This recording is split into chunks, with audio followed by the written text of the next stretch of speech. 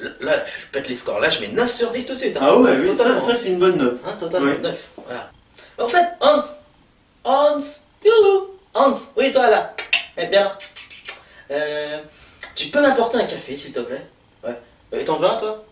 Ouais, tiens, pourquoi pas. Et puis 2 sucres, hein. Allez, 2 cafés, 2 sucres, Hans. Allez, Schnell, Et lance, n'oublie pas lance. la cuillère comme la dernière fois. Ouais, franchement, mais ils sont nuls. Larbin, va. Franchement.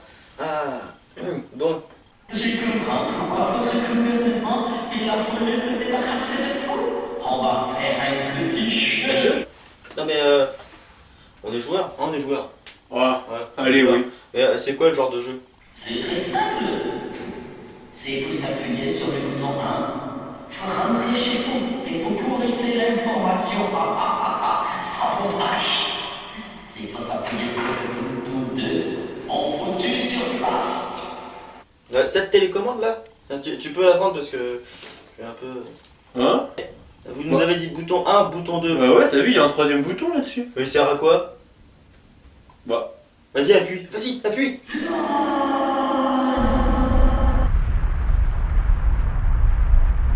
Mein Führer, grosse malheur, les otages, ils ont appuyé sur le bouton 3. Ils ont tout fait sauter. Ces chants commencent à m'énerver.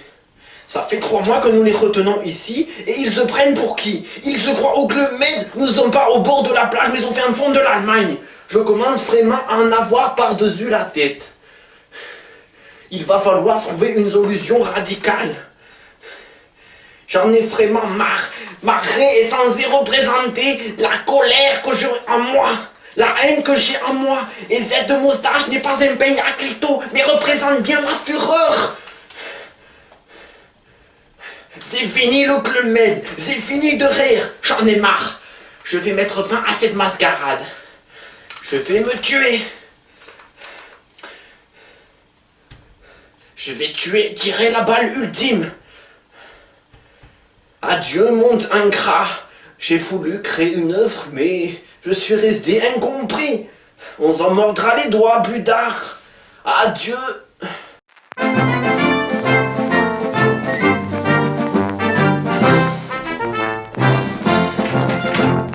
Ça arrive vraiment de la camelote. Ça fait 5 minutes que j'essaye de me tuer. C'est pourtant du matériel allemand. Bon matériel.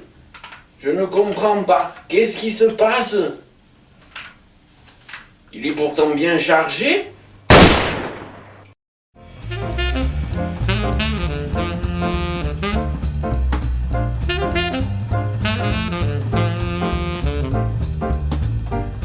Et alors les voleurs, attention, dans 30 secondes l'antenne, bande de Merde, cons. merde.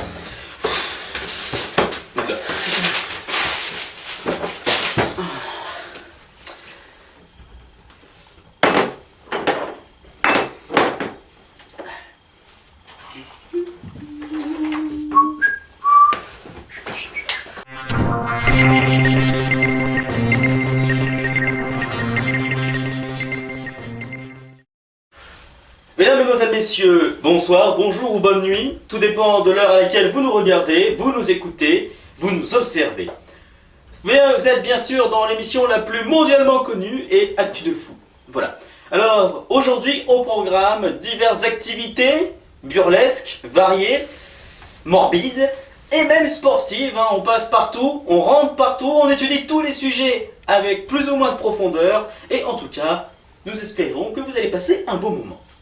Alors, je vais laisser la parole à mon cher ami pour étudier, comment dirais-je, le sujet le plus marquant de cette fin d'année, la fin du monde. Comme vous l'a si bien dit mon cher et apprécié collègue, la fin du monde est un sujet marquant de l'année 2012 qui a commencé par un film sorti en 2009, le film 2012 qui annonçait la fin du monde prédit par les Mayas. Et nous voyons aujourd'hui que cette fin du monde n'a pas eu lieu puisque nous sommes toujours en vie. Et donc, nous avons eu envie de savoir comment certaines personnes ont pensé passer leurs dernières heures. Et c'est pour cela que nous sommes allés à la rencontre d'un jeune geek dans le langage des jeunes d'aujourd'hui. Nous partons tout de suite dans une campagne profonde française, retrouver Jean-Armand Thierry et son fabuleux reportage. Nous sommes le 21 décembre 2012. Il est 23h59. Ce jeune homme, perdu au fin fond de la campagne française, comme de nombreux d'autres, attend la fin du monde. Il joue, car c'est la seule chose qu'il sait faire de sa vie. J'ai qu'une minute à vivre, tiens. Il est 23h59 et 30 secondes.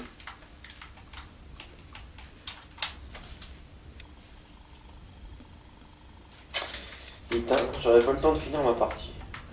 Et oui, voilà donc ce qui désole cet homme. Ne pas finir sa partie. Perdre ses enfants, perdre son petit chat, perdre son chien, perdre sa famille, tout ça, il en a rien à foutre, du temps qu'il a sa PS3, sa manette, et qu'il gagne surtout. Voilà.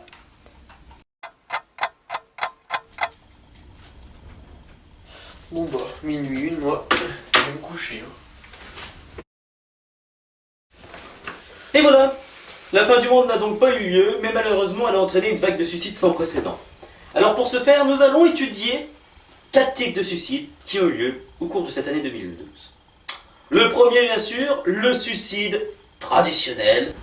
On monte sur un scooter ou une moto, pour les experts, et on tombe dans l'eau. Voilà. Alors des nouvelles de ce monsieur, rassurez-vous, il ne s'est pas noyé.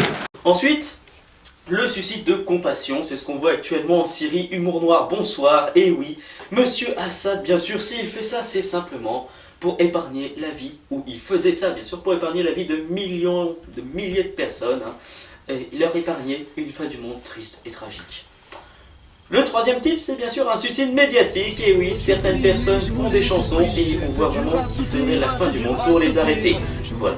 Enfin, je laisse la parole à mon ami et confrère, pour la dernière rubrique. Donc merci chers collègues, donc le dernier type de suicide qui va nous occuper dans cette rubrique, c'est le suicide politique. Donc vous vous doutez sans doute que je veux parler de l'UMP, et ça dure, et ça dure, et ça dure comme du Racel depuis le mois de novembre, ça n'arrête pas. On a d'abord connu le Copé élu, puis le Fillon mécontent, le Juppé qui arrive pour sauver tout le monde, mais qui échoue complètement, et après Sarkozy qui a mis du sien, mais qui lui aussi a échoué.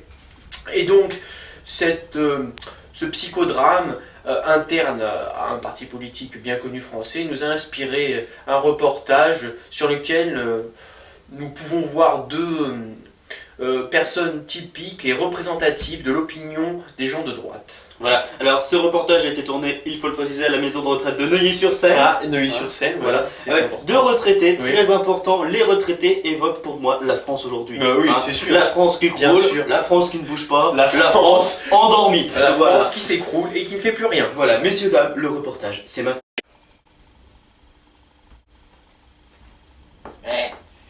Qu'est-ce que t'as encore? Bah t'as pas vu la télévision? Moi je regarde plus la télévision, c'est déjà dit depuis que Georgette est morte, c'était en 98. Depuis, plus rien. La télévision, elle est partie à la déchetterie.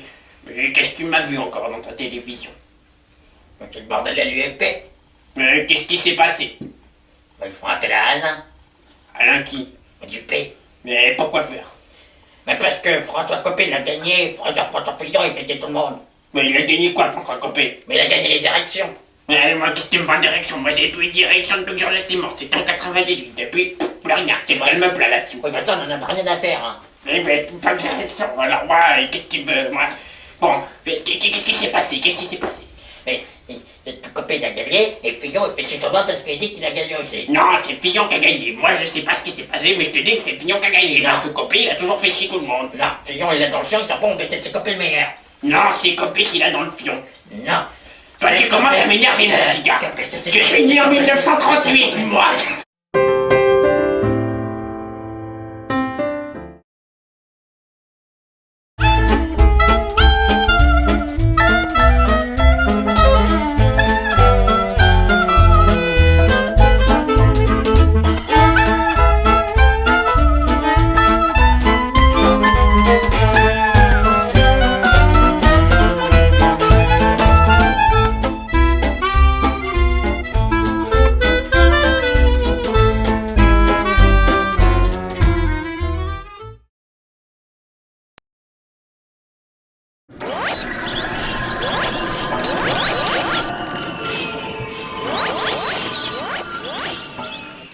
Nous allons donc passer à la rubrique sport. Excusez-moi. C'est les aléas du direct. Hein. Hop. À la rubrique sport, donc, comme je disais, avec le football et le PSG qui essaye de se faire un trou dans les premières places du championnat français, car il a été racheté depuis 1 an et demi maintenant par des riches investisseurs qataris, et avec plus particulièrement son entraîneur, Carlo Ancelotti, qui nous a accordé, dans sa grande bonté, dans sa gentillesse extrême, cet homme si bon qui essaye de faire du PSG une équipe si grande, mais bon, qui n'y arrive pas forcément pour l'instant. Mais en tout cas, nous l'avons interrogé. Et il nous a donné son sentiment sur les derniers résultats du Paris Saint-Germain et sur sa façon de travailler à la tête de cette équipe. Monsieur Ancelotti, bonsoir. Bonsoir à toutes. Première question déjà, comment expliquez-vous que le PSG ait réussi à remonter la pente après un mois de novembre assez difficile, il faut le dire, avec des lourdes défaites, et au mois de décembre, le PSG réussit à gagner des matchs aussi facilement avec des scores très larges en sa faveur? Déjà, je dois dire que en novembre, c'était pas des lourdes défaites. C'était des défaites, mais c'était pas des lourdes défaites. D'accord? Parce que si tu dis que c'est des lourdes défaites, tu vas avoir des petits problèmes, toi, avec ta famille, d'accord? Tu sais pas qui je suis, moi. Bon, maintenant, pour revenir au sport. Hein? Le sport. C'est quelque chose qui me tient au cœur et qui me plaît beaucoup. Alors, je mets toujours les moyens pour vaincre. D'accord? J'avais promis en novembre le changement. Et moi, je ne suis pas comme votre président François, là. Quand je dis le changement, moi, c'est vraiment maintenant. Et tu l'as vu. 4-0, 3-0, 4-0. 11 buts en 3 matchs. Tu peux pas tester. Hein? On est un petit peu comme le Bayern de Munich. Et j'ai une méthode infaillible, tu vois. Le changement, ça a été maintenant. Ah, et cette méthode, vous pouvez nous la révéler aujourd'hui? Tu es un petit coquin, toi. Hein? Tu aimes bien savoir les choses, hein? Tu veux vraiment l'avoir? Eh bien, écoutez, du moment que cette méthode